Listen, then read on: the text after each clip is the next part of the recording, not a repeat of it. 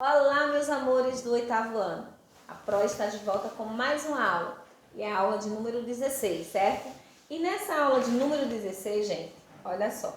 A gente vai recapitular o que a gente estudou no capítulo 2. Teve essa paradinha que vocês estavam aí fazendo a atividade avaliativa para verificação de nota da unidade, não é isso? Então, após essa paradinha, a gente tem que recapitular para a gente dar continuidade à construção do nosso conhecimento, certo? Então, nós temos, no capítulo 2, a gente estudou os adjuntos, que foram adjuntado nominal, adjunto adverbial, e a gente estudou as palavrinhas homônimas, certo? Então, a gente vai recapitular agora com vocês, certo? Vamos aqui, Primeira coisa que a gente vai ver, recapitulando o quê? Adjunto adverbial.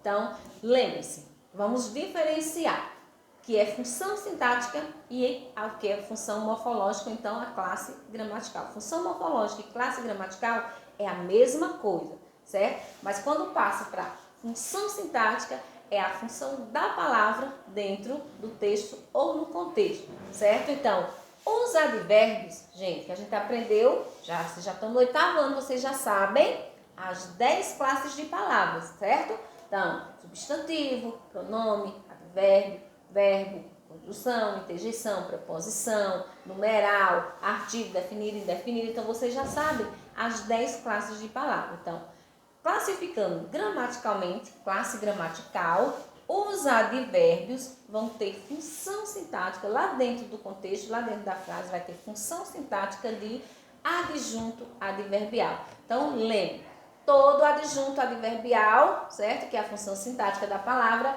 vai ter como classe gramatical quem vai funcionar como adjunta adverbial. Vocês já sabem que são os advérbios, certo?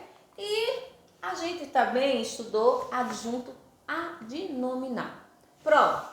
Como função sintática do adjunto, o adjunto adverbial tem a função sintática, não é isso? E quem funciona como adjunto adverbial são os advérbios. Como adjunto adnominal, quem é que vai funcionar? Quais são as classes de palavras que vão funcionar como adjunto adnominal? Gente, em adjunto adverbial só tem uma classe de palavra que funciona, que são os advérbios, certo? Mas em adjunto adnominal eu vou ter outras classes de palavras que vão funcionar como adjunto adnominal. Primeiro, adjunto adnominal é o termo da oração que sempre se refere a um substantivo. Então, vai sempre se referir a um substantivo, ok? Então, quem é que funciona das 10 classes de palavras? Quem funciona como adjunto adnominal? Quem é? Então, vamos ver aqui, o artigo, o pronome, o numeral, o adjetivo e a locução adjetiva, gente. Então, são essas classes de palavras aqui, 1, 2, 3, 4, 5, certo? Pronto, locução adjetiva é o quê? É aquela expressão, sempre eu digo para vocês. Quando vocês ouvirem falar em locução, vocês já sabem. Então é uma palavra, aliás, é uma expressão formada por mais de uma palavra, certo? E que essa expressão ela vai ter o valor de um adjetivo, certo? A mesma coisa quando você escuta falar de locução verbal. Então, você já sabe que locução verbal é a expressão formada por mais de uma palavra, ou seja, formada por mais de um verbo, e que essa expressão tem a função apenas de um verbo, ok? Então, já sabe, artigo, pronome, numeral, adjetivo e locução adjetiva são as classes de palavras que têm a função de quê? De adjunto adnominal, ok? Por exemplo, quando eu digo, aquela garota é minha irmã, então, aquela garota, o aquela é um pronome, o quê? Pronome demonstrativo, aquele, aquela, isto. Então, é um pronome que está acompanhando a palavra garota. Então, logo, aquela que tem como classe gramatical pronome, mas que lá dentro da frase está tendo a função sintática de quê? De adjunto adnominal. Não esqueça, certo?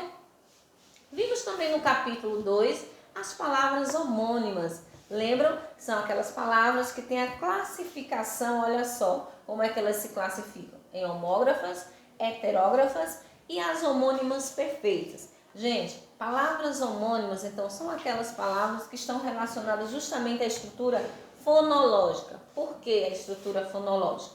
Porque justamente tem palavras que elas são escritas de formas diferentes, mas pronunciadas, certo? Com o mesmo som. Por isso é que está relacionada à questão da fonologia, que é a fonologia da palavra.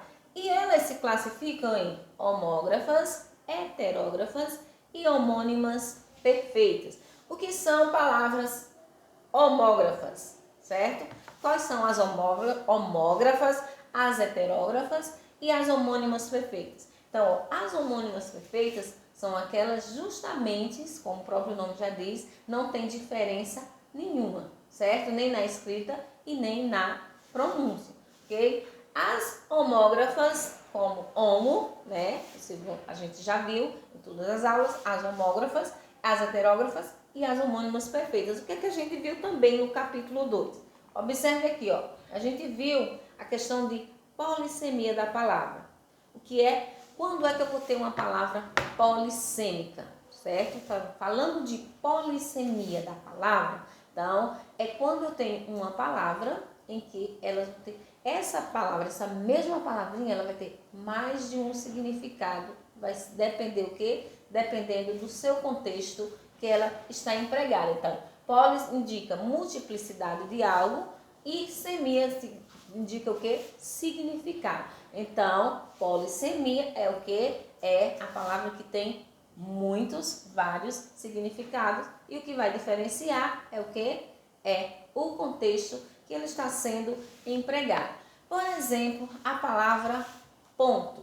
Tem uma palavra ponto, certo? Então, a palavra ponto é uma palavra polissêmica. Então, vamos aqui indicar uma situação em que a palavra ponto vai ser uma palavra polissêmica, ou seja, a palavra ponto, de acordo com o contexto que ela foi empregada, ela pode sim ter vários significados.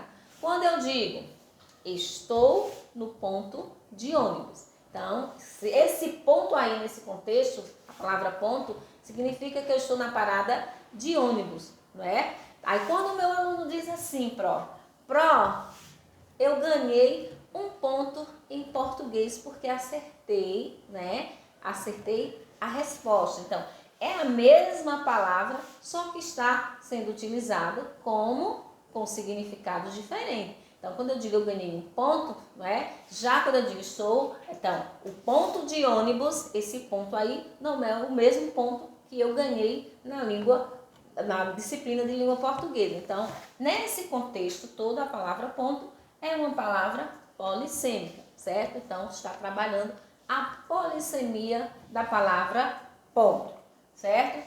Nós estudamos as palavras homônimas, retomando as palavras homônimas, que nós temos as homógrafas. Lembra que tem lá a classificação? Então, a própria pensava que não tinha colocado aqui uns exemplos. Então, palavras homógrafas são palavras iguais na escrita, certo? Mas diferente na pronúncia. Então, lembre-se, palavras homógrafas, palavras iguais na escrita, mas diferente na pronúncia. Então, como assim, professora? Observe essa palavra aqui, ó, gosto, gosto ou gosto. Então, ó, de acordo com o contexto, eu posso dizer que eu gosto de sorvete, mas eu também posso dizer que o gosto do sorvete está ruim. Então, eu tenho a palavra escrita do mesmo jeitinho, mas quando eu vou pronunciar, utilizar em outros contextos, eu vou pronunciar essa palavra de outra forma. Aqui eu digo eu gosto, mas quando eu digo o gosto, quando ele se transforma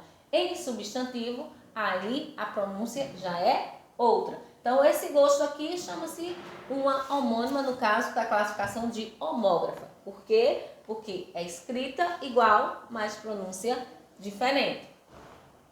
As palavras heterógrafas. Então, as palavras heterógrafas são palavras iguais na pronúncia, já é o contrário da outra. Então, iguais na pronúncia, mas diferente na escrita. Como, por exemplo, eu dei o exemplo de cheque, mas a gente também tem a palavra, o quê? Assento. A gente tem como, por exemplo, a palavra cela Então, eu tenho célula com C e eu tenho célula com S. Eu tenho a palavra acento, eu tenho a palavra com C, né? E tenho também acento com 2 S. Então, essas palavrinhas, acento, célula, cheque, são pronunciadas da mesma forma, mas são escritas diferentes. Logo, eu vou ter uma homônima, que essa homônima chama-se homônima heterógrafa, certo? E as homônimas perfeitas, né? Já está dizendo, homônimas perfeitas.